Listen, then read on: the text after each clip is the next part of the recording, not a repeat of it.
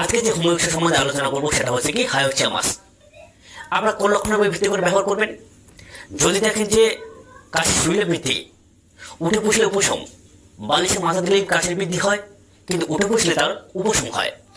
যদি দেখেন রাত্রিকালে কাশি বৃদ্ধি, ভয়ঙ্কর এক প্রকার কাশি কিন্তু কোনোভাবেই তার গয়ার বা কফ ওঠে না, শুইলে কাশি বৃদ্ধি কিন্তু উঠে বসলে উপশম।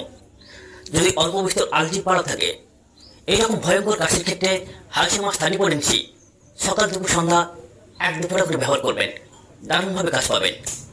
আমার ইউটিউবের অন্যান্য ভিডিও পেতে ইউটিউবে গিয়ে সার্চ করুন একটা নিত্যানন্দ পাল কিংবা গ্রামীণ হোমে চ্যানেল, ওখানে সমস্ত কিছু রোগের সম্বন্ধে ভিডিও পেয়ে যাবেন।